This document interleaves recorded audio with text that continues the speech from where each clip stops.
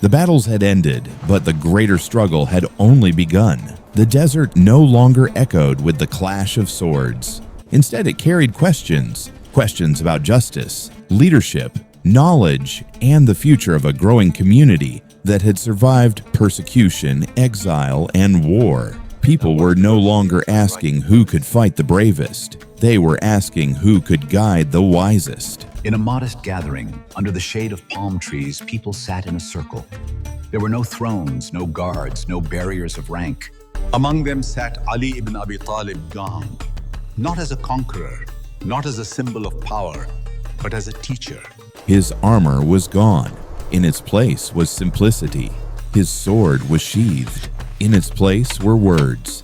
Men and women came with disputes, with questions, with confusion about faith, ethics, family, and governance. They did not come out of fear, they came out of trust. One man stood and asked about justice in trade. What is fair when one person holds more power than another? Another asked about forgiveness. When does mercy strengthen a community, and when does it weaken it?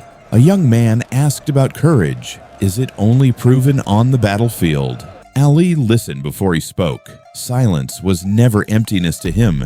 It was respect. When he answered, his words were not long, but they carried weight. He spoke of balance, that justice without compassion becomes oppression, and compassion without justice becomes chaos. He reminded them that courage is not only the act of facing an enemy, but the act of restraining oneself when anger demands reaction. People left these gatherings not with orders, but with understanding. This was a different kind of leadership, one that did not command bodies but awakened minds. It was in these moments that people began to understand a truth that would echo across generations. Strength may win battles, but knowledge sustains civilizations. As the community grew, so did its complexities. New lands, new cultures, and new challenges required more than bravery. Disputes were brought before Ali, not because he held formal authority over all matters, but because people trusted his fairness. He did not favor the wealthy over the poor, nor the powerful over the weak. In his presence, status dissolved. One case involved two men arguing over ownership of land. Both presented claims, both spoke with conviction. Witnesses were uncertain. The matter seemed impossible to resolve. Ali did not rush to judgment. He asked questions others had not considered. He examined not only the claims, but the intentions. He observed their reactions, their tone, their hesitation. Then he ruled with clarity, not to satisfy one side, but to uphold truth. The man who lost the case did not leave in anger. He left in acceptance. This was the difference between authority and justice. Authority forces compliance. Justice earns it. Another time, a governor was accused of misusing public funds. The man held power. Many feared speaking against him. But when the matter reached Ali, he did not shield the official. He demanded accountability. Leadership, in his understanding, was not a shield from responsibility. It was a magnification of it. He reminded the community, a leader's wrongdoing harms not one person, but the trust of an entire society. These actions sent a message stronger than any decree. No one stood above justice, not the rich, not the powerful, not even those close to him. Yet his wisdom was not confined to courts or councils. It was seen in the quiet moments, moments that revealed the character of a man who understood that leadership begins with the self. One night, he was seen walking through the streets, carrying a sack of grain on his back. There were no guards, no announcement, no recognition. He stopped at the door of a widow who struggled to feed her children. Without revealing his identity, he left the provisions and departed before dawn. This was not an act for praise. It was an act of responsibility. He believed that a leader should feel the hunger of his people, not merely hear about it. On another occasion, he extinguished a candle that had been lit for public work when a personal conversation began. When asked why, he replied that public resources must not be used for private matters. To some, this seemed small. To him, it was the foundation of integrity. Great corruption does not begin with great crimes. It begins with small justifications. He taught that the purity of a society depends on the purity of its smallest actions. His companions observed not only what he said, but how he lived. His clothing was simple. His meals were modest. He did not separate himself from the struggles of ordinary people.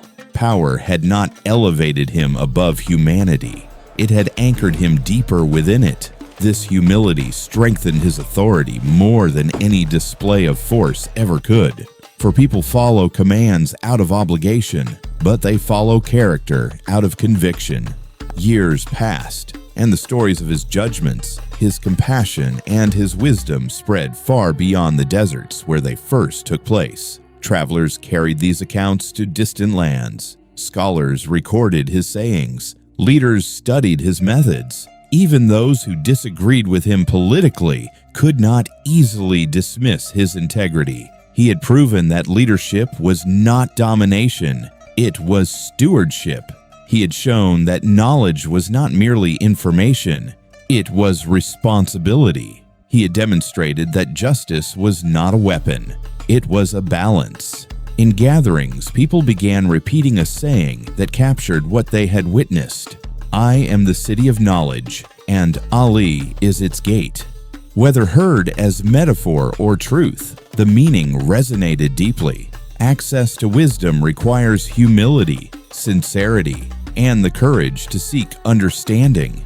Ali never claimed to be the gate. He simply opened doors wherever ignorance had built walls.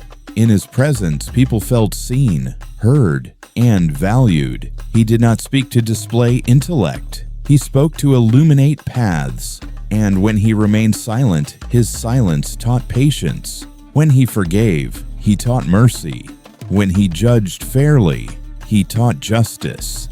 The desert winds that once carried the sounds of battle now carried something more enduring, the echo of wisdom that would outlive empires. History often remembers conquerors, but civilizations endure because of teachers.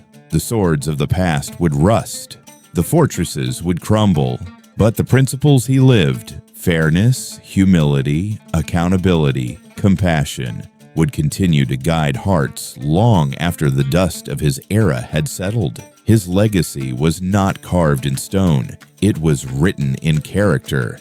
And character, unlike stone, does not erode with time. It multiplies in those who choose to live by it. The world would continue to change. New challenges would arise. New leaders would emerge. But the standard he set remained clear. True leadership is not measured by how many follow you.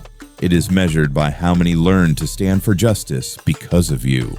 And so the legacy continued, not as a memory of battles won, but as a living example of how knowledge, when joined with humility, can guide humanity through its darkest uncertainties.